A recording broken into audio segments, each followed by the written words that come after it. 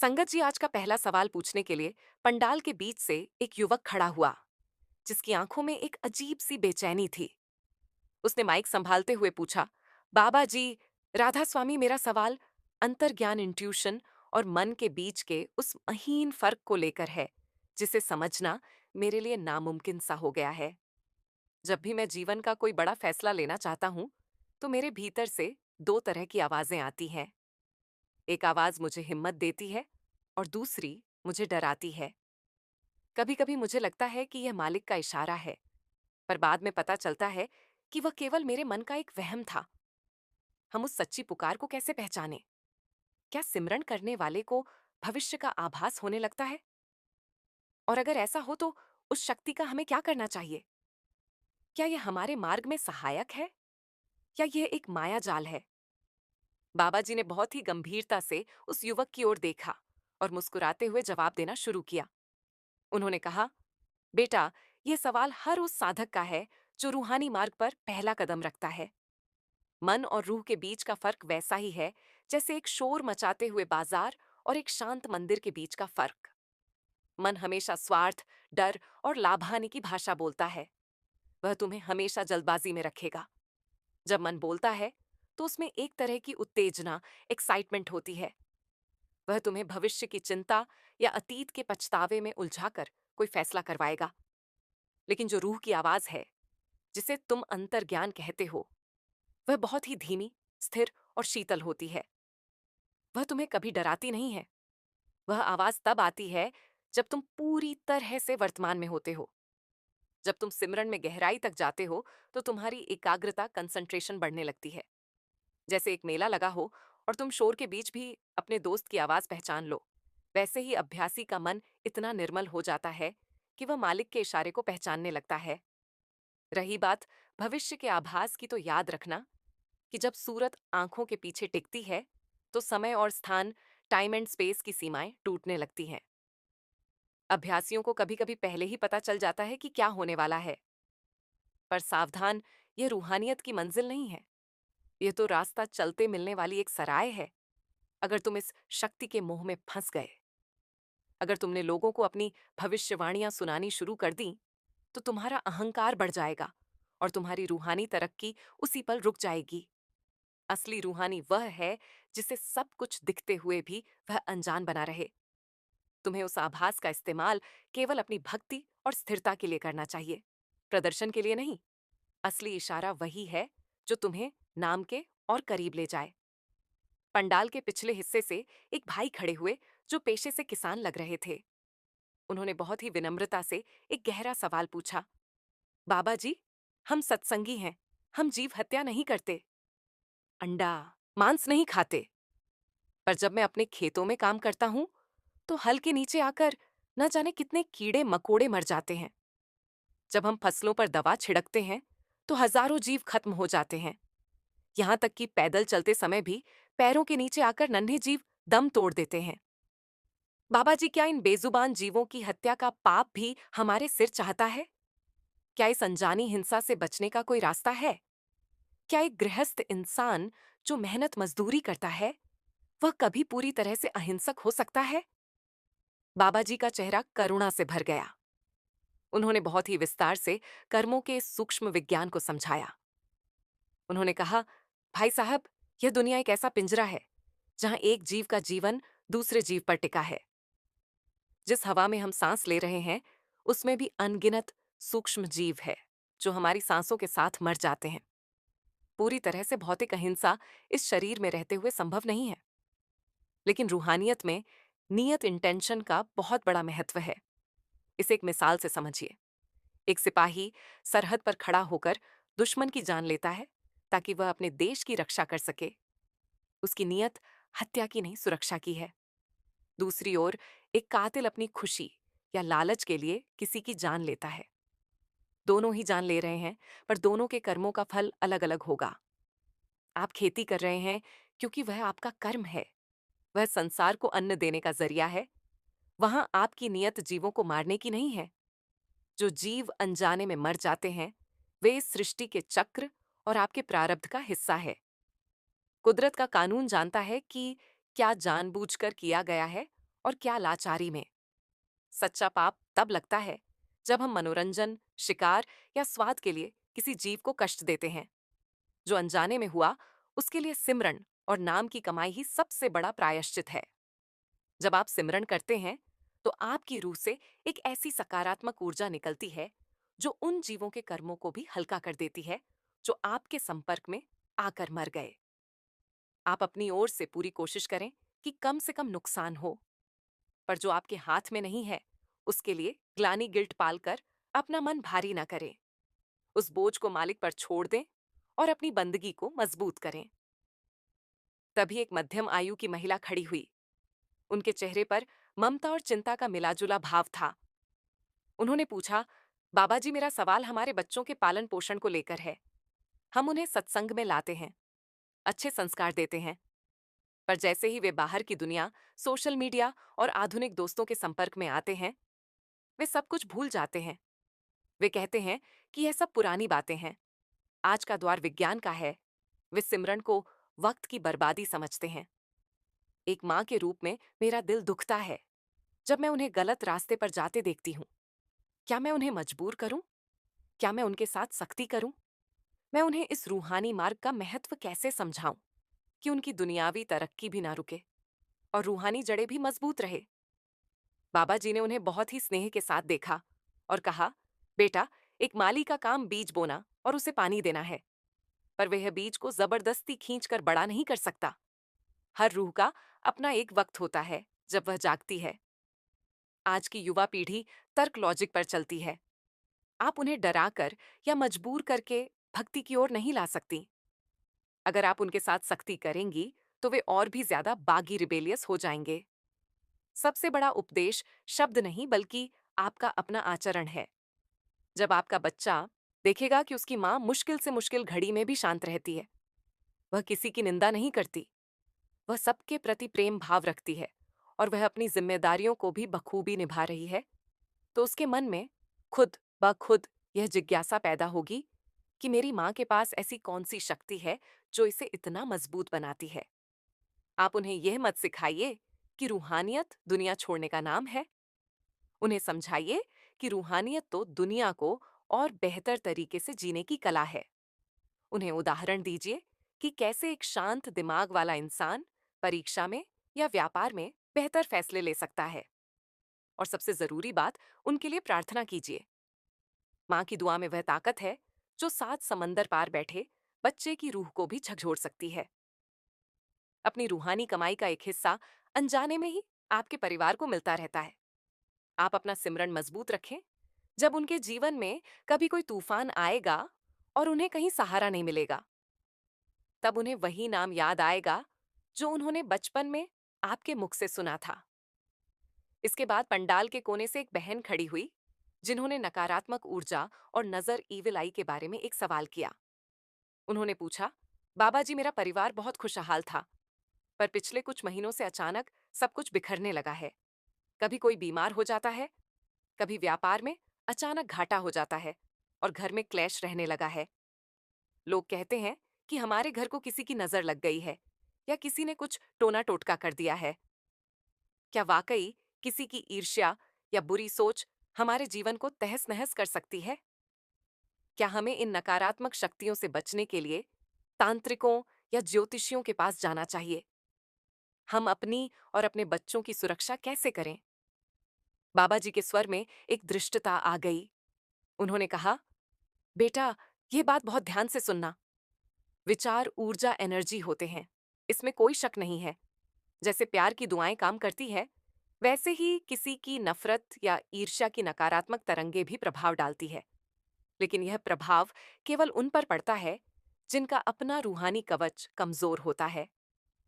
अगर तुम एक मजबूत घर के अंदर बैठी हो, तो बाहर चाहे कितनी भी धूल मिट्टी उठे, वह तुम्हारे कपड़े गंदे नहीं कर सकती। तुम्हारा वह मजबूत घर तुम्हारा सिमरन है। जब तुम 5 नामों का सिमरन करती हो, तो तुम्हारे और तुम्हारे परिवार के चारों ओर एक सुरक्षा घेरा, प्रोटेक्टिव शील्ड बन जाता है। दुनिया की कोई भी बुरी नजर, कोई भी तांत्रिक शक्ति उस घेरे को पार नहीं कर सकती। जो लोग इन तांत्रिकों के पास जाते हैं, वे अपनी कमजोरी का सबूत देते हैं और अपने मन के डर को और बढ़ा लेते हैं। किसी और की नजर से ज्यादा अपने मन के विकारों से डरो। ईर्ष्या, क्रोध और अहंकार ही वे दरारें हैं जिनसे नकारात्मकता अंदर घुसती है। अपने घर में प्रेम का माहौल रखो। सिमरन की आवाज को गूंजने दो। जहां रोशनी होती है, वहां अंधेरा कभी टिक ही नहीं सकता। अगर तुम उस कुल मालिक की ओट में हो, तो ब्रह्मांड की कोई भी शक्ति तुम्हारा बुरा नहीं कर सकती। विश्वास रखो कि तुम्हारा सद्गुरु तुम्हारे साथ खड़ा है, और उसके होते हुए तुम्हें किसी ताबीज या टोने टोटके की जरूरत नहीं है। बस अपनी बंदगी में पक्के रहो। अंत में एक बुजुर्ग व्यक्ति खड़े हुए, जो अपनी सरकारी नौकरी से अभी अभी रिटायर हुए थे। उन्होंने बड़े ही दार्शनिक अंदाज में पूछा, बाबा जी, हम अक्सर वैराग्य, डिटैचमेंट की बात करते हैं। अब जब मेरी उम्र ढल गई है, मुझे लगता है कि यह घर गृहस्थी, यह नाते रिश्ते, सब मेरी तरक्की में रुकावट है। क्या मुझे अपना घर छोड़कर किसी आश्रम में या अकेले कहीं रहना चाहिए? क्या परिवार के बीच रहकर कभी पूर्ण शांति मिल सकती है? मुझे सुषुप्ति, जिसे तुम सपना कहती हो, वह दरअसल तुम्हारे अवचेतन मन, सबकॉन्शियस माइंड की सफाई का एक जरिया है। जब कोई जीव सिमरन के मार्ग पर चलता है, तो उसके कर्मों की सफाई शुरू हो जाती है। बहुत से कर्म ऐसे होते हैं जो इतने भारी नहीं होते कि उन्हें जागते हुए शरीर पर भोगा जाए। मालिक उन्हें स्वप्न में ही भुगतवा कर खत्म कर देता है। इसीलिए कभी कभी बहुत डरावने सपने आते हैं। वे दरअसल पुराने कर्मों का निकास हैं। उनसे घबराना नहीं चाहिए, बल्कि ये शुक्र करना चाहिए कि वे कर्म सोते सोते ही कट गए।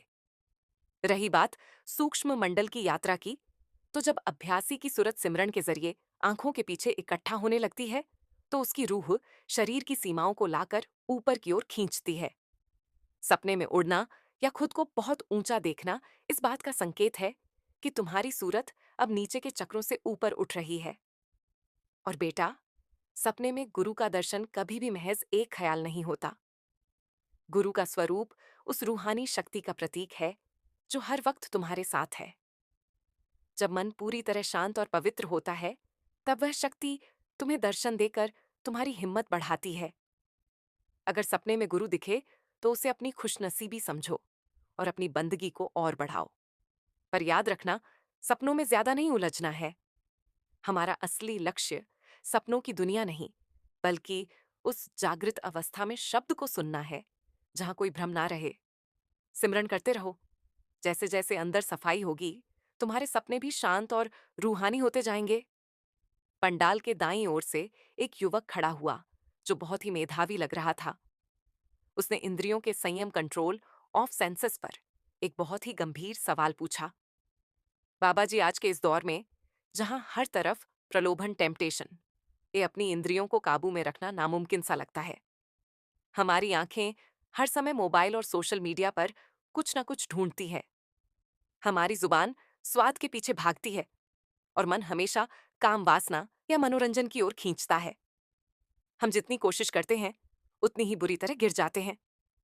क्या बिना इन इंद्रियों को जीते कभी रूहानी तरक्की हो सकती है? हम इन पांचों चोरों, काम, क्रोध, लोभ, मोह, अहंकार को अपना दोस्त कैसे बनाएं? क्योंकि इनसे लड़ना तो बहुत मुश्किल है। बाबा जी ने युवक की बात सुनकर एक गहरी सांस ली और फिर बहुत ही व्यावहारिक उदाहरण के साथ समझाना शुरू किया। उन्होंने कहा, बेटा, तुमने बहुत सही शब्द का इस्तेमाल किया। चोर पर सोचो, चोर चोरी कब करता है? जब घर का मालिक सो रहा हो। तुम्हारा मालिक यानी तुम्हारी विवेक शक्ति सोई हुई है। इसीलिए यह इंद्रियां तुम्हें लूट रही हैं। इन इंद्रियों से लड़ना वैसा ही है जैसे बहती हुई नदी को हाथ से रोकने की कोशिश करना। तुम हार जाओगे। इंद्रियों को रोकने का तरीका दमन, सप्रेशन नहीं, बल्कि मोर रिडायरेक्शन है। एक छोटा बच्चा अगर किसी गंदी और नुकीली चीज से खेल रहा हो, तो तुम उसे थप्पड़ मारकर वह चीज नहीं छीन सकते। वह रोने लगेगा। तरीका यह है कि तुम उसे उससे भी ज्यादा सुंदर और रंगीन खिलौना दिखाओ। वह अपने आप उस गंदी चीज को छोड़ देगा। हमारी इंद्रियां भी उस बच्चे की तरह हैं। उन्हें अब तक संसार का रस मिल रहा है, इसलिए वे संसार की ओर भागती है। जब तुम सिमरन के जरिए उन्हें अंदर का रस, शब्दानुभव दोगे, तो बाहर के ये सारे प्रलोभन अपने आप फीके पड़ जाएंगे। आंखों को रोकने की जरूरत नहीं है। उन्हें अंदर की ज्योति देखने का अभ्यास कराओ। जुबान को रोकने की जरूरत नहीं है। उसे नाम का सिमरन करने दो। कान बाहर की चर्चा सुनना छोड़ देंगे जब उन्हें अंदर का रूहानी संगीत सुनाई देने लगेगा। रूहानियत तुम्हें अपनी इंद्रियों को मारने के लिए नहीं कहती, वह उन्हें शुद्ध करने के लिए कहती है। जैसे जैसे तुम्हारा सिमरन गहरा होगा, तुम्हारे अंदर एक दृष्टा भाव, ऑब्जर्वेशन पैदा होगा। तुम अपने विकारों को देख पाओगे, पर उनमें बहोगे नहीं। ये लड़ाई एक दिन की नहीं है, ये रोज का अभ्यास है। गिरो तो फिर उठो, पर हिम्मत मत हारो। मालिक की दया से एक दिन ये इंद्रियां तुम्हारी गुलाम बन जाएंगी। इसके बाद एक बुजुर्ग महिला खड़ी हुई, जिनकी आवाज में एक भारीपन था। उन्होंने कुदरत के न्याय, कॉस्मिक जस्टिस पर सवाल किया। बाबा जी, मैं अक्सर देखती हूँ कि जो लोग दूसरों का बुरा करते हैं, जो बेईमान हैं, वे बहुत ऐशो आराम की जिंदगी जी रहे हैं, और जो बेचारे गरीब और ईमानदार हैं, वे सुबह से शाम तक दुखों में घिरे रहते हैं। कभी कभी मन में सवाल उठता है कि क्या वाकई उस मालिक के यहाँ न्याय है? क्या वह सब देख रहा है? अगर कर्मों का फल मिलता है, तो बुरे लोगों को सजा मिलने में इतनी देर क्यों होती है? क्या कुदरत का कानून सिर्फ गरीबों के लिए है? बाबा जी ने बहुत ही शांति और धैर्य से जवाब दिया। उन्होंने कहा, माता जी, कुदरत की चक्की चलती तो बहुत धीरे है, पर पिसती बहुत बारीक है। हम केवल आज का दृश्य देख रहे हैं, पर वह मालिक पूरी फिल्म देख रहा है। जिसे आप आज सुखी देख रही हैं, वह दरअसल अपने पिछले जन्मों की नेक कमाई प्रेरित का फल खा रहा है। उसके जो अच्छे कर्म पुराने जमा थे, वे आज उसे सुख दे रहे हैं। पर क्योंकि वह आज बुराई कर रहा है, तो वह अपने भविष्य का खाता अकाउंट बहुत कड़वा बना रहा है। इसे ऐसे समझिए जैसे किसी अपराधी ने बहुत पैसा कमाया हो और वह एक आलीशान होटल में ऐश कर रहा हो। पुलिस उसके पीछे है, पर जब तक वह पकड़ा नहीं जाता, तब तक वह आजाद दिख रहा है। जिस दिन उसके पुराने पुण्य खत्म होंगे, उस दिन उसे उस एक एक पाई का हिसाब देना पड़ेगा जो उसने दूसरों का दिल दुखाकर कमाई है। कुदरत का कानून अटल है, और यह किसी के साथ भेदभाव नहीं करता। अमीर हो या गरीब, हर किसी को अपनी फसल खुद काटनी पड़ेगी। और माता जी, जिसे आप दुख कह रही हैं, कभी कभी वह रूहानी मार्ग पर चलने वाले के लिए वरदान होता है। दुख इंसान को मालिक के करीब लाता है, उसे नम्र बनाता है, और सुख अक्सर इंसान को अभिमानी बना देता है। आप दूसरों के महल देखकर अपनी झोपड़ी पर शक मत कीजिए। आपके पास जो नाम की दौलत है, वह उन अमीरों के पास नहीं है। उस मालिक के यहाँ देर हो सकती है, पर अंधेर कभी नहीं है। वह हर रूह का हिसाब पाई पाई के साथ करता है। बस हमारा देखने का नजरिया छोटा है और उसका पैमाना बहुत बड़ा है। तभी एक युवक ने, जो काफी समय से ध्यान से सुन रहा था, गुरु भक्ति पर सवाल पूछा। बाबा जी, सच्ची गुरु भक्ति ट्रू, गुरु भक्ति क्या है? क्या गुरु की तस्वीर की पूजा करना या उनके दर्शन के लिए मीलों सफर करना ही भक्ति है? बहुत से लोग कहते हैं कि गुरु तो हमारे अंदर है, फिर हमें बाहर गुरु के पास जाने की क्या जरूरत है? और अगर कोई शिष्य अपने गुरु से दूर हो, तो क्या उसकी पुकार गुरु तक पहुंचती है? क्या गुरु के शरीर से मोह करना गलत है?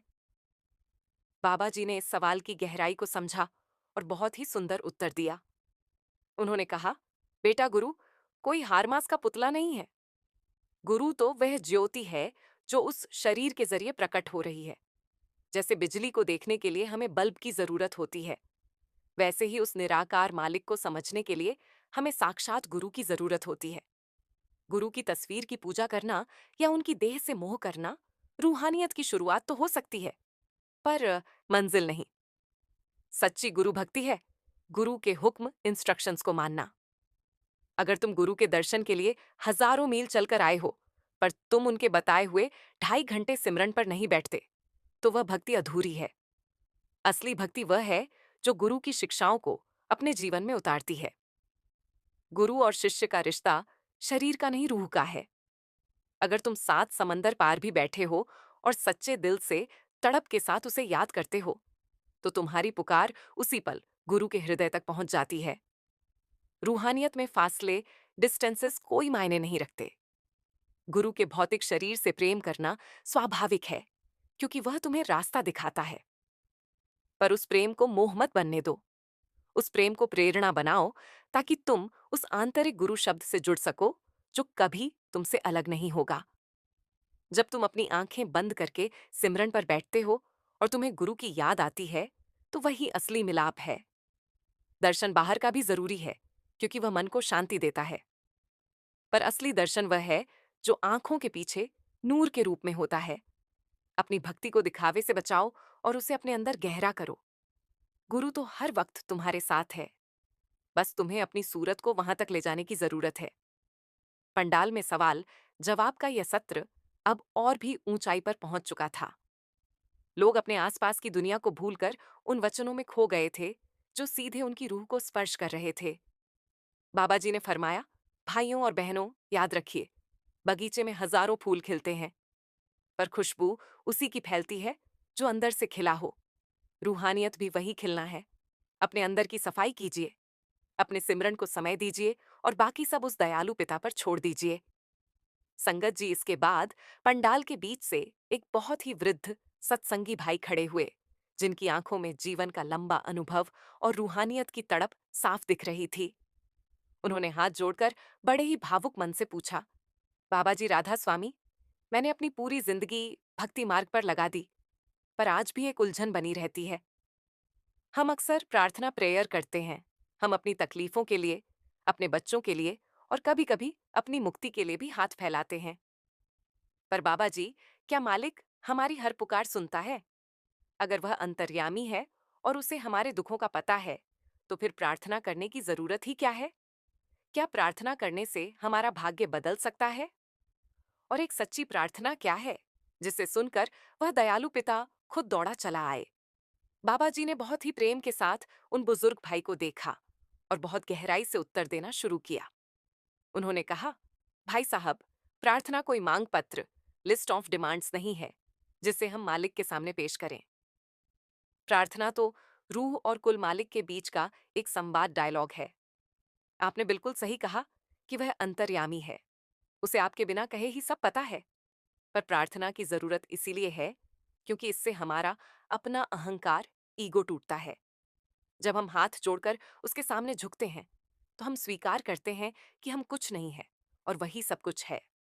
यही समर्पण प्रार्थना प्रार्थना का उत्तर हाँ में नहीं देता, क्योंकि वह जानता है कि जो आप मांग रहे हैं वह आपके लिए जहर साबित हो सकता है। एक मां अपने बच्चे को चाकू नहीं देती, चाहे वह कितना भी रोए।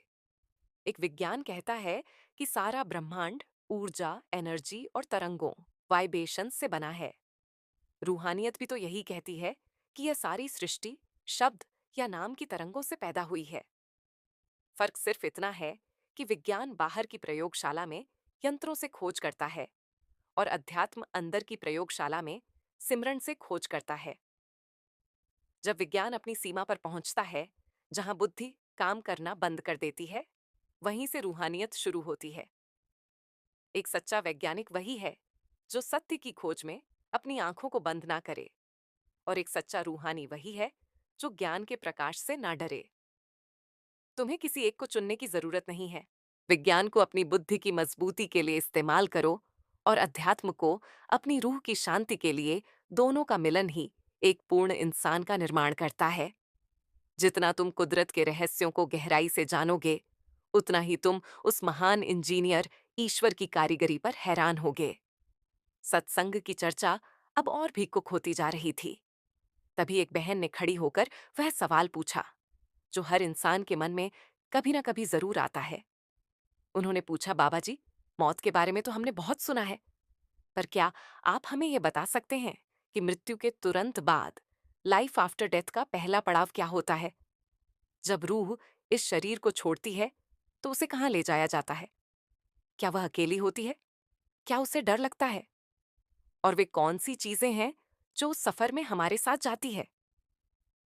हम अक्सर सुनते हैं कि वहां कोई लिखा जोखा होता है, तो वह कैसे होता है? बाबा जी का चेहरा एक विशेष नूर से भर गया। उन्होंने बहुत ही कोमल और रहस्यमय अंदाज में इस पर चर्चा की। उन्होंने कहा, बेटा, मृत्यु के बाद का सफर वैसा ही है जैसे कोई इंसान अपने फटे पुराने और तंग घर को छोड़कर किसी सुंदर और विशाल महल की ओर जा रहा हो। जैसे ही रूह शरीर की 9 द्वारों की सीमा को पार करती है, सबसे पहले उसे एक गहरी शांति का अनुभव होता है। शरीर का सारा दर्द, सारी थकावट और सारी बेचैनी पीछे छूट जाती है। एक साधारण रूह के लिए वह समय भ्रम और धुंध जैसा हो सकता है, पर जिस रूह ने जीते जी अपने गुरु की ओट ली है और नाम का सिमरन किया है, उसे वहां अंधेरा नहीं मिलता। संगत जी, आगे सुनने से पहले अगर आप हमारे चैनल रूहानी साखी पर नए हैं, तो कृपया सब्सक्राइब करना ना भूलें और कमेंट में जरूर बताइए कि आप ये वीडियो कहाँ से देख रहे हैं। पहला पड़ाव वह स्थान है जहां रूह को उसकी पूरी जिंदगी की एक फिल्म की तरह दिखाई जाती है। वहां कोई तीसरा इंसान तुम्हारा न्याय करने नहीं बैठा होता, बल्कि तुम्हारी अपनी ही चेतना तुम्हारे कर्मों का दर्पण बन जाती है। वहां नियत का न्याय होता है। तुम्हारी डिग्री, तुम्हारी दौलत, तुम्हारे रिश्ते, सब यहाँ शरीर के साथ मिट्टी में मिल जाते हैं। उस सफर में केवल दो चीजें तुम्हारे साथ जाती है। पहली, नाम की कमाई जो तुमने सिमरन किया है, और दूसरी, तुम्हारी नेकियां जो तुमने निस्वार्थ भाव से दूसरों के लिए की है। सिमरन करने वाले के लिए वह सफर डरावना नहीं होता, क्योंकि उसका गुरु उसे वहां अकेला नहीं छोड़ता। जैसे एक छोटा बच्चा भीड़ में अपने पिता का हाथ पकड़कर सुरक्षित महसूस करता है, वैसे ही सतगुरु की शक्ति उस रूह को प्रकाश के मंडलों की ओर ले जाती है। वहां का वातावरण इतना प्रेम भरा और दिव्य होता है कि रूह फिर कभी इस दुख भरी दुनिया में वापस नहीं आना चाहती। इसीलिए बेटा, इस सफर की तैयारी आज और अभी से करो।